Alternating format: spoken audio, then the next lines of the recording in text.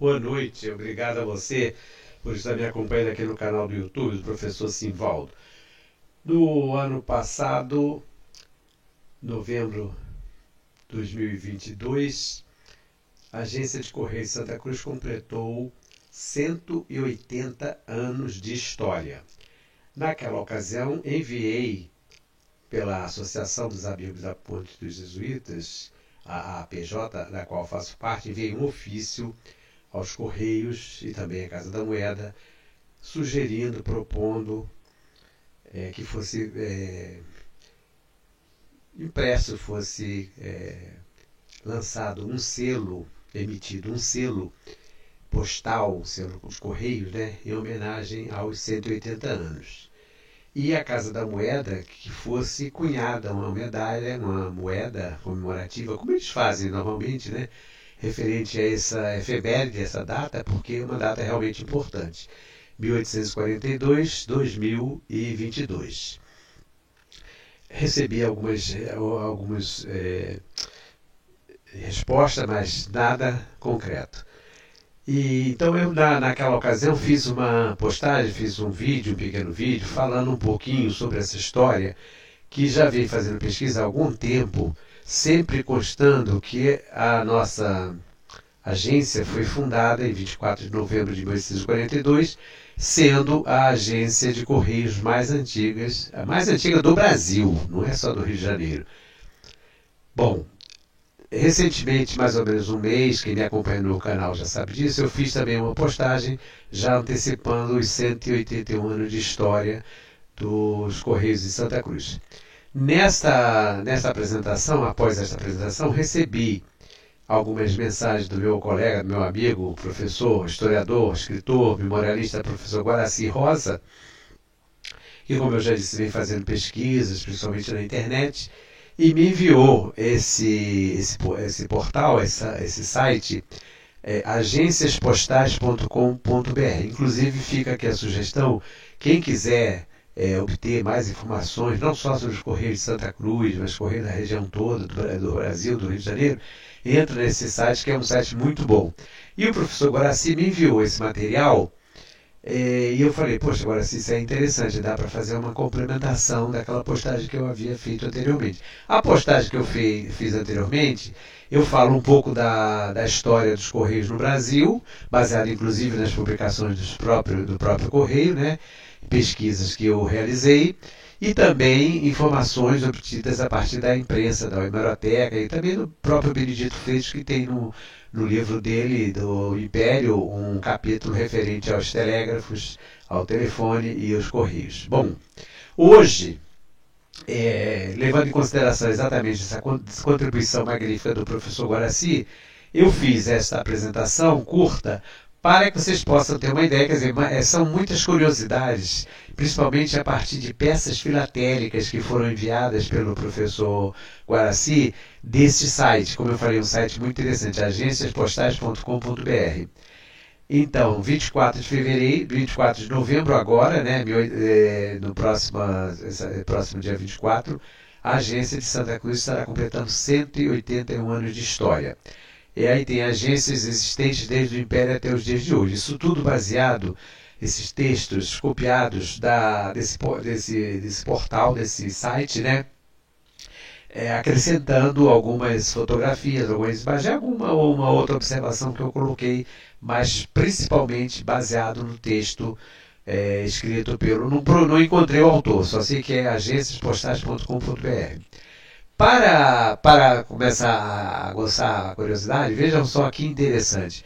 Eu coloquei essas 3 peças filatéricas, que são selos, na verdade, mas que são todos selos do século XIX.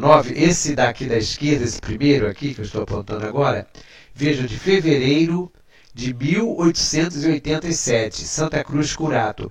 Então, é uma peça filatérica, o carimbo, quando tem esse carimbo aqui, geralmente essas peças filatéricas, ou seus selos, né, eles tem mais valor ainda. Então, um selo de Santa Cruz do século XIX, 1887. Aqui embaixo também, do século XIX, mas já na República, que ainda era do Império. Aqui outra peça filatérica, fevereiro de 1894. e aqui de 1897. Todas essas peças foram apresentadas nesse site, como eu falei para vocês, agenciaspostais.com.br. E desse lado eu coloquei uma foto que eu tirei recentemente, em novembro de 2022, da frente da agência de Correios que fica atualmente na rua Felipe Cardoso.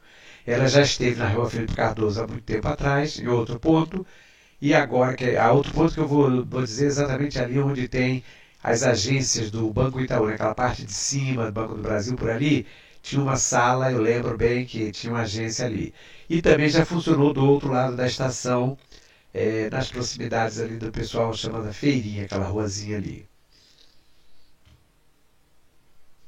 Aqui tem então a foto da agência, né, ampliada, que eu tirei em 13 de agosto de 2022, exatamente porque eu já estava me propondo a fazer um artigo, escrever alguma coisa, e foi quando eu preparei esse material para enviar aos Correios e à Casa da Moeda, anexando para ilustrar a localização da agência e a importância. Então, uma agência moderna, uma construção moderna, fica ali na rua Felipe Cardoso, esquina com a rua Doutor Continentino, quase próxima ali aonde tem a estação do BRT General Líbio. Essas duas fotos eu tirei cedo quando ia para a escola Joaquim da Silva Gomes, que fica ali bem pertinho, que era da antiga agência, porque havia uma outra agência ali na Praça do Gado, foi fechada há pouco tempo, poucos meses atrás. Me informaram, um carteiro me informou que parece que eles vão abrir outra também ali nas proximidades, mas não precisou, também não disse quando é. Esta agência, ela atualmente está fechada, não é? Está desativada, mas ela funcionava principalmente recebendo encomendas. Existia esse setor aqui, essas portas aqui, eram onde eles faziam a triagem das encomendas. Atualmente foi todo esse tipo de trabalho foi transferido para o outro lado. E nessa outra parte aqui era onde eles vendiam os selos. Eu cheguei na época que eu mandava cartas, cartões postais e tudo mais, eu comprei muitos cartões postais aqui e selos também. Hoje em dia, vocês sabem, com a internet, né, tudo isso está um pouco esquecido.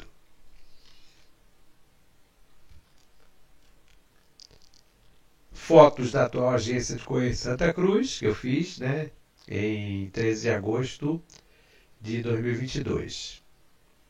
Essas fotos eu fiz do outro lado da Felipe Cardoso, nas proximidades ali da estação do BRT General Líbio. Mais uma outra foto mostrando a agência é muito bonita. Eu acho o prédio muito bonito. Só que os vândalos, né, já fazem suas pichações lá em cima, infelizmente, mas é isso. E é interessante que eu passo, às vezes, quando eu faço a minha caminhada, e já encontro filas, porque essa agência ela concentrou todo tipo de trabalho, tanto de recebimento como distribuição de mercadoria, de postagens, né, publicações, enfim, é uma agência enorme, tem um setor atrás, anexo, né, onde tem uma espécie de armazém, de depósito, né, para receber todo o material. Aqui já é o material que eu peguei daquele site citado lá na frente. Ele aproveitou, quem fez o site, quem escreveu o artigo, né? Aproveitou aquela capa do livro As Freguesias do Rio Antigo, vistas por Noronha Santos, introdução, notas e bibliografia por Paulo Berger. Correio urbano no Império, implantação das primeiras linhas do correio urbano na corte, com a definição do perímetro urbano na área que compreende as freguesias entre as do Engenho Novo e Gávea. Então vejam aqui, Gávea e Engenho Novo. Então essas freguesias aqui seria o correio urbano da corte. Aqui nós já temos o correio rural, que pega Santa Cruz, Campo Grande, Guaratiba, Jacarepaguá, essa é a parte rural, então aqui é a parte central. Esse livro, As Freguesias do Rio Antigo, é muito interessante, porque é um livro dividido por capítulos, pegando as freguesias, exatamente as freguesias. No caso de Santa Cruz não foi uma freguesia. A freguesia era uma denominação que tinha uma ligação com a religião, e era onde tinham os chamados fregueses. Então, por exemplo, Campo Grande, freguesia de Nossa Senhora do Desterro. Mas Santa Cruz não era uma freguesia, era um curato. Era uma outra denominação que tinha um cura. Mas estas freguesias, o livro do Paulo Berg, inclusive eu conheci o Paulo Berg, uma pessoa muito simpática, um pesquisador, né? Ele reuniu esse material do Noronha Santos, porque o Noronha Santos, José Agenor de Noronha Santos, foi um daqueles historiadores, pesquisadores do Rio de Janeiro. Ele se interessava mais especialmente pelo Rio de Janeiro. Então tem muito material no Arquivo Geral da cidade, pesquisado por Noronha Santos. Então Noronha Santos reuniu esses trabalhos todos. De Santa Cruz, por exemplo, tem o histórico, todos os bairros, né? Tem a parte do histórico, tem algumas imagens antigas, por exemplo, Campo Grande tem uma foto antiga do Malta, mostrando a Igreja Nossa Senhora do Desterro de Campo Grande. Vale a pena quem puder comprar esse livro pela internet. É claro que esse foi um livro lançado em 1965, no ano do quarto centenário do Rio de Janeiro. Provavelmente não tem muita facilidade de encontrar, mas é um livro muito interessante. Aqui é a capa que ele usou para mostrar a localização das freguesias, o correio urbano no Império. Então ele escreveu, o autor desse texto, né? Neste capítulo vou abordar o correio rural, que é a extensão das linhas de correio para as áreas da zona oeste do município neutro. O município neutro, como eu já falei, era o antigo município da Corte, que depois se transformou em Distrito Federal. Neutro porque ele tinha uma independência diferente das províncias, não é? Então, o antigo município da Corte, depois município neutro, referidas por freguesias de fora da cidade.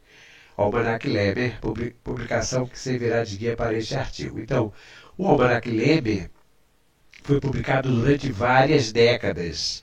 Era um calhamaço com muitas informações assim mais, digamos assim, de referências, né? Como nomes de ruas, nomes de pessoas, uma pequena às vezes, biografia, enfim, uma série de coisas interessantes. Então, município neutro, freguesia de fora da cidade. São 8 freguesias de fora, às quais se refere ao Maraquileme.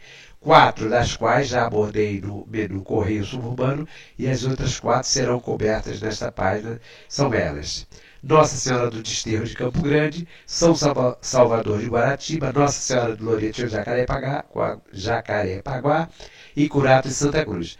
As denominações primitivas, originais, elas sempre recebiam o nome de um santo.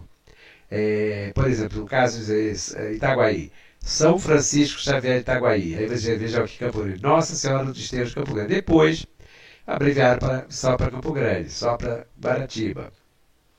Na ilustração do alto, quer dizer, a ilustração que eu mostrei daquela capa da revista, daquele livro, né? Da edição lançada em 1965 por Paulo Berg, baseado no texto original de Noronha Santos, foi impresso em 1900, quer dizer, o texto, né, do Noronha Santos, permite visualizar bem as freguesias sobre as quais irei falar e que cobrem 2/3 do município neutro. Vamos ver aqui novamente para que vocês possam observar. Então, essas freguesias aqui, que são exatamente as freguesias que estão se referindo, olha só, pega uma parte enorme do Rio de Janeiro, praticamente o Rio de Janeiro quase todo, 2/3, né? Um pouco de história, isso também baseado no texto dele, né? A integração da Zona Oeste tem seu marco com a estrada de Santa Cruz, também conhecida por Caminho Imperial, que ligava a Quinta da Boa Vista à Fazenda Imperial de Santa Cruz. Coincidentemente, eu estava trabalhando nesse capítulo quando o Globo publicou matéria sobre o tema na edição de domingo, 16 de setembro de 2018, que reproduz parcialmente abaixo, clique na imagem para ampliar. Esse artigo, o professor Adinalzinho Pereira Lamego, também atento pesquisador, assinante do Globo na época, ele viu essa matéria, essa reportagem, e mandou, ele postou, e eu vi e falei, poxa, que interessante, porque eu não estava comprando o Globo, mas eu recebi a matéria. Eu aproveitei esse texto, como estava sobrando o espaço aqui, e coloquei os marcos. Já que ele fala no Caminho Imperial, eu coloquei diversos marcos aqui que fui encontrando, como o Marco 9, o Marco da Imperial Fazenda Santa Cruz, o Marco do Povoado, o Marco 11, aqui Marco 11 novamente, e o Marco 7. Esses marcos, vejam bem, não foram todos lapidados, não foram todos feitos com a mesma finalidade. Por exemplo, aqui nós temos esse marco, aqui é do povoado de Sepetiba. Já é do período do Distrito Federal. Esse aqui já é o Marco Imperial da Fazenda, que se encontra atualmente em frente ao quartel. Aqui já são os marcos de légua. Então, esses quatro daqui das extremidades são marcos da mesma procedência, com o mesmo objetivo, que são os marcos de légua. Esse aqui e esse já são marcos chamados rodoviários, que foram colocados já na época do Distrito Federal. Então é importante quem faz pesquisa, quem se interessa por isso, que fiquem atentos, principalmente no caso de Santa Cruz, que Santa Cruz tem muitos marcos diversos. Eu mesmo já fiz um videozinho apresentando aquele marco que fica em frente à igreja Nossa Senhora da Glória, ali no Curral Falso, né? Então são marcos bem diferentes um do outro e que as pessoas não podem confundir os marcos de légua, como por exemplo o marco da Fazenda Imperial. Às vezes eu leio um historiador ou um pesquisador que confunde às vezes, né? Inclusive dizendo que esse aqui tem o número 7, porque tem FN7. Eu acredito, tenho quase certeza que esse FN ele foi escrito, foi lapidado bem depois. Não tem nada a ver com a época do Império. Acredito, tenho muita certeza, não posso provar. Então aqui está o mapa que ele se referiu, que o professor Adinalzi também na época chamou a atenção, porque como eu falei, o Adinalzi Pereira Lamego está sempre atento e ele mandou esse mapa para ele pelo zap. Eu falei, poxa, que legal.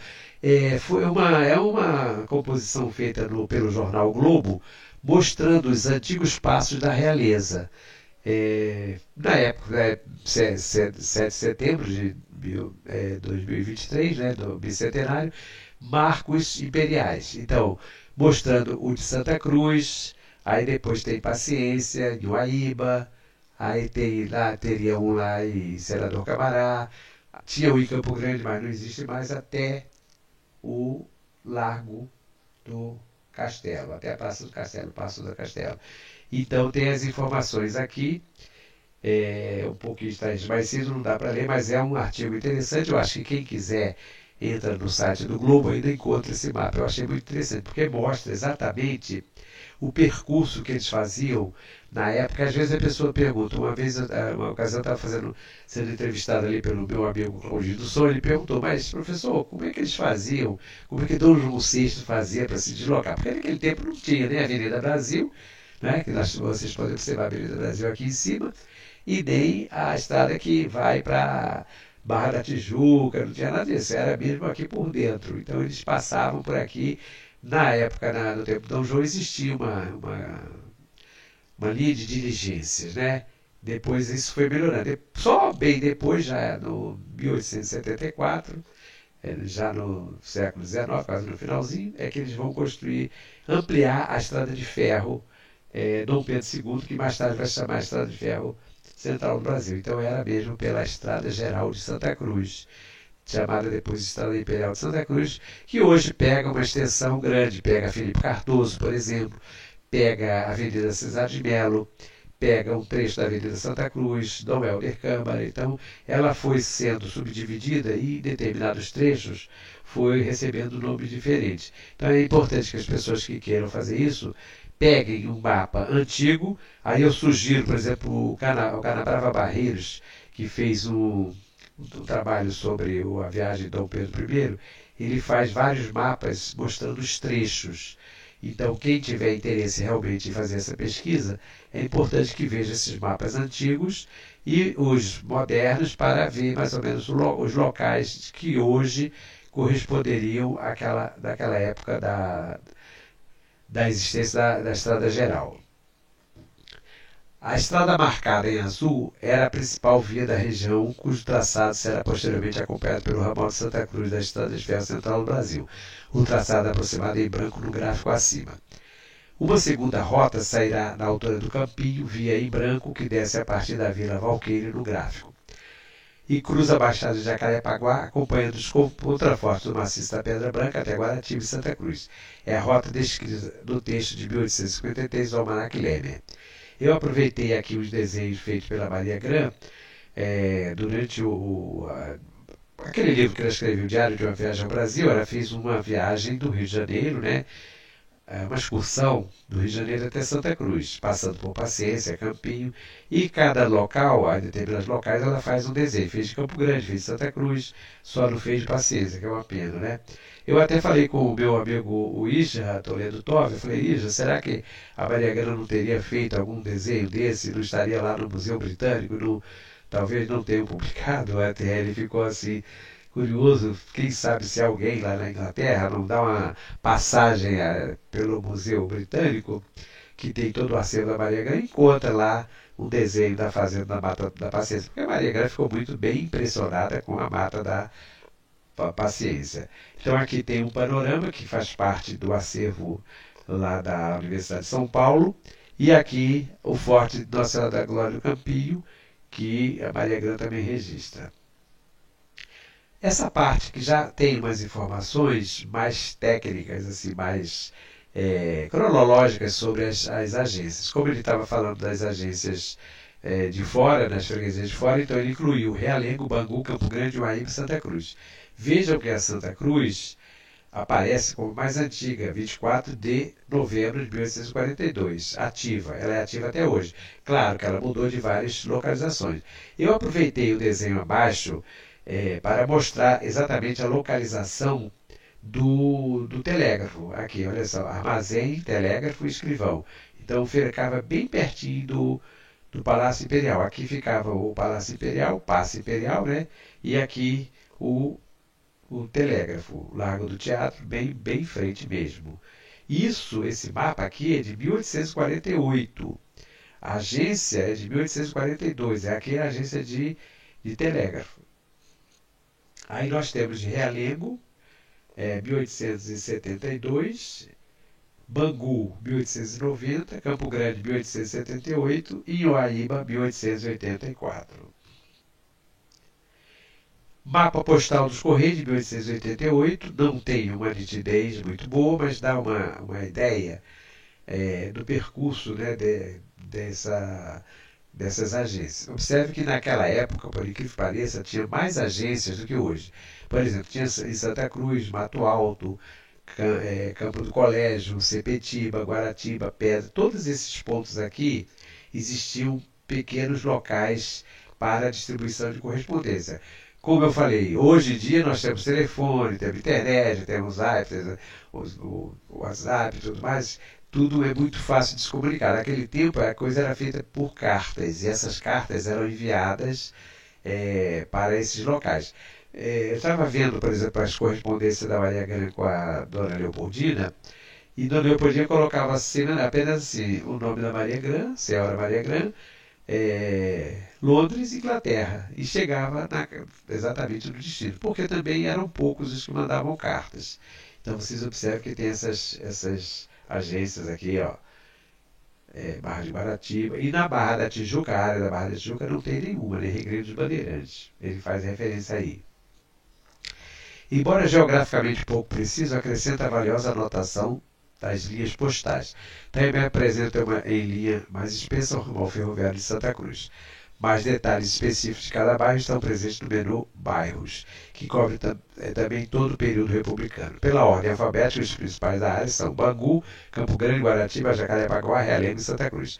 Também aparecerá um bairro novo chamado Barra da Tijuca, uma enorme região que nunca teve agências até os anos de 1960. Veja bem, Tijuca, Recreio dos Bandeirantes, até essa década de 60, não tinha nada, aquilo ali tudo era mato mesmo. Ele colocou aqui daquele mapa anterior, esse mapa anterior aqui, a legenda, né? Para que vocês possam entender. Veja que a Itaguaí, como é que eles faziam a grafia antigamente, é de 1888, e aqui tem a legenda. Capital, cidade, vila, todas as posições do quadro de agências de Santa Cruz. Aí no quadro de agências, porque vocês observem, Santa Cruz também, já houve uma época que tinha mais agências do que hoje. Tem a principal, que é essa que nós estamos nos referindo, que é de 1842. Tinha uma outra, Fazenda Santa Cruz, de 1933, depois Areia Branca, de 1894. Olha só, bem antiga, né? Praça do Gado, 1989, essa aqui já não é tão antiga. Base Aérea de Santa Cruz, 1963. É provável que a Base Aérea de Santa Cruz anteriormente também existisse alguma coisa por causa dos dirigíveis. É bem provável que quando os viajantes chegavam, eles tivessem alguma forma de mandar correspondência por lá. Costa Verde, 2002. Areia Branca, 2000, outra Areia Branca. Agência Geminada, de 15 de agosto de 2012. Dona Januária, 1996. E outra, essas agências, elas são concessões, né? E a outra aqui, Erli, 9 de outubro de 2013. Algumas ativas e outras fechadas. Santa Cruz está no extremo oeste do município, na divisa com Itaguaí, Baiano de Parabaíba e Sepetiba. Tem uma rica história iniciada com a doação das terras por Martim Afonso de Souza em 1567 ao donatário da capitania de São Vicente.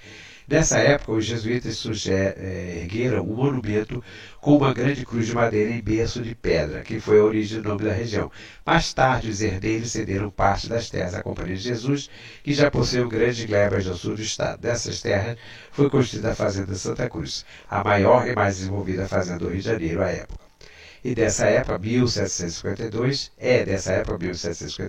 a construção da Ponte do Guandu, que tem a foto na próxima página, né? Ponte dos Jesuítas, que foi preservada como monumento histórico e vocês sabem que foi restaurado. Então ele pegou um trecho do mapa mais recente, mostrando Santa Cruz, e aqui o caminho que vai para Itaguaí. Em 1759, no entanto, um decreto do Marquês de Pombal expulsou os jesuítas do Brasil. A propriedade passou ao governo provincial e poucos anos depois, com a chegada de Dom João VI, em 1808, a fazenda foi escolhida para o local de veraneio da família real e foi renomeada Fazenda Real e Antigo Convento. O Antigo Convento foi adaptado com o Palácio Real de Santa Cruz. Foto ao lado. Renomeado Imperial por Dom Pedro I e já sob Dom Pedro II, em 1833, o curato de Santa Cruz foi desmembrado do termo município da Vila Itaguaí, passando a integrar o termo do Rio de Janeiro. Essa questão da desanexação, já falei bastante, inclusive já fiz a postagem sobre isso, né? Porque foi um período muito curto, poucos meses, foi de janeiro a dezembro de 1833. Isso na época da regência, período regencial, né? Porque anteriormente não houve mudança nenhuma. Então ele colocou aqui, falou da Ponte Jesuítas, aqui o atual quartel e aqui uma reprodução daquele trabalho do Debré. Sinal da importância política e econômica da fazenda nessa época é o fato de ter sido escolhida como uma das primeiras regiões do Brasil a ter distribuição postal domiciliar, sendo a agência Curado Santa Cruz criada em novembro de 1842. Já em 1877, Santa Cruz também é a primeira localidade a possuir um serviço telefônico que ligava o Palácio São Cristóvão. Várias construções históricas estão preservadas, entre elas o Palacete Princesa Isabel, de 1881, que é o Centro Cultural Municipal Dr. Antônio de Colajó. Ele colocou a imagem acima, não é? Isso aqui já houve um erro aqui, tá vendo? Aqui, no caso, é o Palácio Imperial de Santa Cruz, o atual quartel. A estação de Santa Cruz, no ramal de Mangaratiba da Estrada de Ferro Dom Pedro II, é de 1878. Com a chegada da República, Santa Cruz perdeu muito do seu prestígio. Entretanto, na década de 1930 foram realizadas várias obras de infraestrutura e a chegada de novos colonos, como os japoneses, transformaram o bairro em celeiro do Distrito Federal. Observação: curato é termo religioso derivado de cura, ou padre, que designava aldeias e povoados com as condições necessárias para se tornar uma freguesia, ou seja, o distrito de um município. Podemos entender que o curato ter sede, é freguesia. Então aqui, só corrigindo, ele coloca que o Palacete de Princesa Isabel, aqui não é o Palacete de Princesa Isabel. Aqui é o quartel do 1º Batalhão de Gerente de Combate, eu fiz uma postagem esse dia por lá, e no caso Palacete de Princesa Isabel é o Centro Cultural Municipal Dr. Antônio Nicolau Jorge, só retificando. Aqui foi o antigo convento, Palácio Real e Palácio Imperial de Santa Cruz. Agência de Correio de Santa Cruz. Aí ele escreveu aqui: já falei muito sobre Santa Cruz, mas acho que não disse que Santa Cruz possui a segunda agência mais antiga do município. Paquetá é um ano mais velha, criada em 1842, como se viu na nota do Diário do Rio de Janeiro acima. Então, Santa Cruz, 24 de novembro de 1842, aí vem onde está, ele colocou Paquetá aqui. Bom, essa informação aqui eu vou ter que checar, porque eu sempre entendi que inclusive nas publicações do próprio Correio, né, diz que Santa Cruz era a primeira.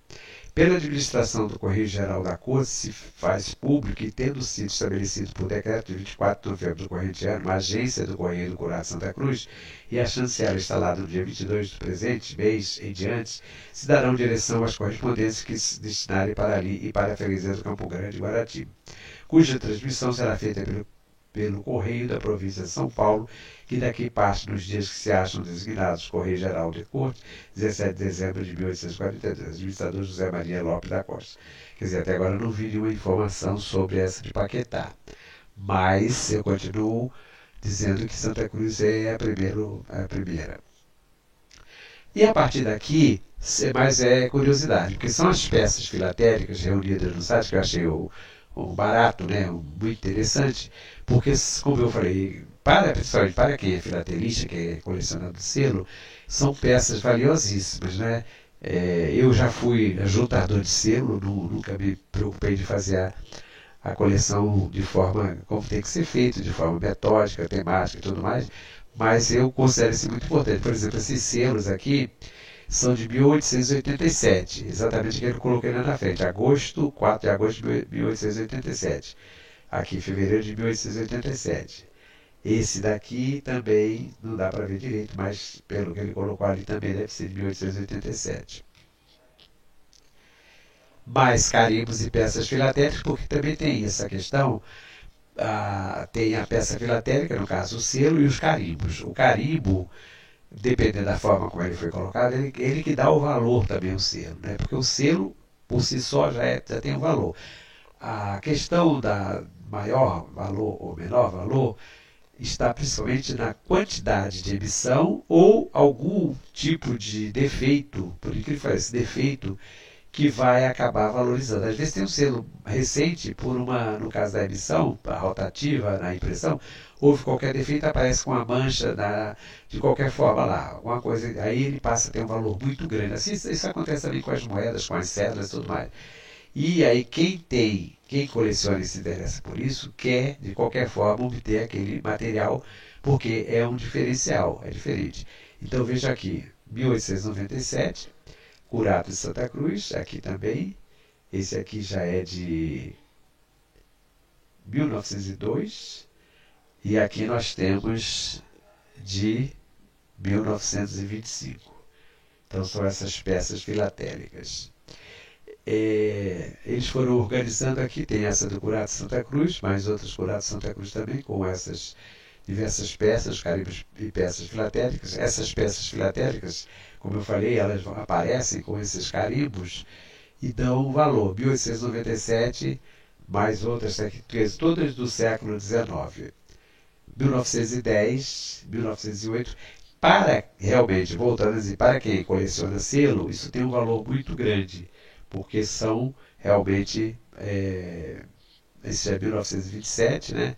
São realmente peças interessantes.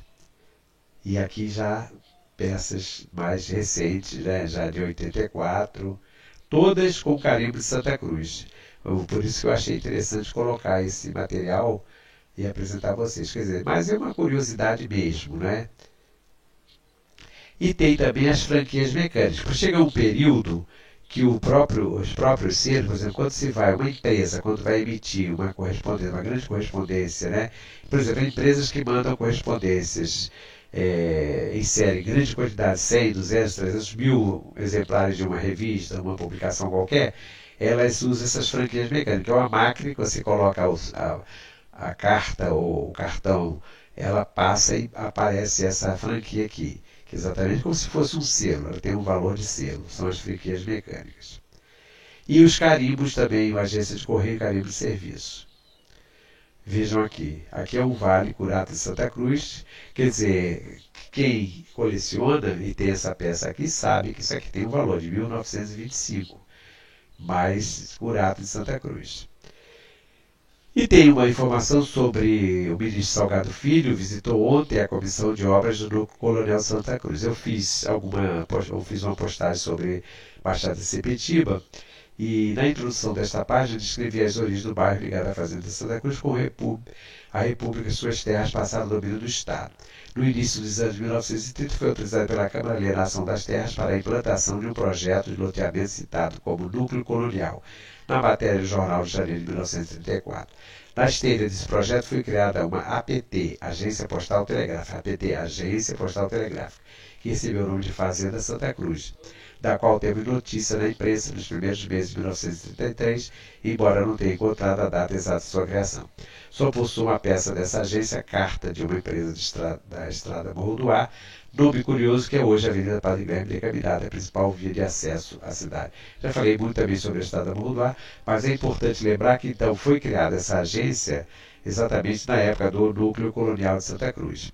Aí ele colocou aqui um documento, né, a estrada Morro do Ar, exatamente para registrar. Quer dizer, é também um documento importante. Fazenda de Santa Cruz de 1973 e 1959. A Avenida Areia Branca é hoje uma das principais avenidas da cidade, mas abaixo também a agência ACF, Areia Branca. Na Praça do Gado funciona atualmente o CDD, homônimo, quer dizer, não funciona mais. Na época que ele colocou isso aqui ainda existia. Nos anos de 1930 foi construído o famoso hangar Zeppelin, monumento histórico baseado em Santa Cruz. Hoje o bairro tem um grande parque industrial fazendo parte do complexo do Porto de Itaguaí, no município vizinho.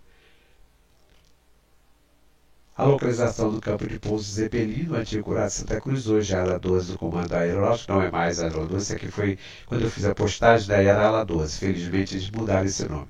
Também constitui um assunto de grande relevância para a história de correr do bairro, já que os dirigíveis ao cumprir a escala Friedrichshafen, Sevilha, Rio, Recife, Rio, Santa Cruz, transportavam não apenas passageiros, mas também malas de correspondência.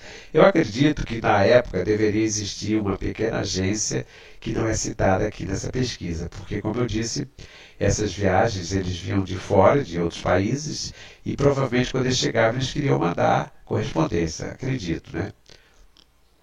Foram emitidos selos especiais Zeppelin a partir de 16 de maio de 1930 pela Lufthansa Zeppelin, GNBM, Friedrichshafen, em coordenação com o Sindicato Conto do Rio de Janeiro, como o número de viagens entre Rio e Sevilha e Friedrichshafen foi relativamente reduzido, é fácil concluir que alguns desses selos obliterados são os considerados peças raras de grande valor filatélico.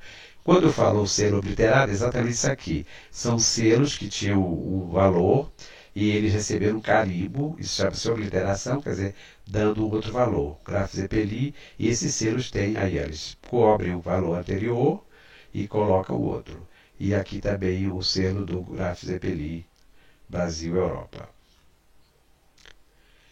Em relação à filatelia, além dos selos e também cartões postais emitidos em razão dos voos dos dirigíveis, convém mencionar que Santa Cruz já teve outros selos comemorativos, como o do centenário do Batalhão de Engenharia, com a efígie do Coronel Vilagrã Cabrita, patrão da Arma de Engenharia, emitida em 1955, da inauguração da Casa da Moeda do Brasil, de 1984, e cinquentenário do Aeroporto Bartolomeu de Gusmão, na antiga base aérea Santa Cruz, atual ala 12 da Força Aérea Brasileira, 1986. Como esse texto eu copiei, copiei e colei da minha postagem anterior, eu ainda falo a referência da atual ala 12, que foi uma denominação infeliz dada por algum oficial, algum brigadeiro, sei lá quem, que depois, felizmente, teve o bom senso, alguém, né, de voltar à base aérea Santa Cruz, que é um nome histórico. Mas aqui então vocês podem ver que foi um selo que eu comprei, com carimbo, isso tem um valor filatélico muito grande. Esse aqui do Vilagrã Cabrita, inclusive, tem ainda à venda, quem se interessa por comprar material antigo, né? E esse aqui é um cartão, na época também nós compramos isso, um cartão da Casa da Moeda do Brasil, com o selo da Casa da Moeda do Brasil. Então, como dia 24 de novembro, a Agência de Santa Cruz estará completando 181 anos de história de fundação, eu fiz essa apresentação mais como uma curiosidade, mais um acréscimo ao que eu já tinha feito anteriormente. Lembrando que eu considero ainda que a Agência de Santa Cruz é a primeira agência de correios do Brasil, pelas informações que eu obtive desde o início. Não é por causa de uma nota que saiu no Jornal Diário do Rio de Janeiro, que vai haver essa mudança. É claro que é preciso que tenha documentos e tudo mais, mas até agora todos os documentos que eu obtive, inclusive nos Correios, indicam que foi mesmo em Santa Cruz a primeira agência em 24 de novembro de 1842. Um grande abraço a todos e até a próxima.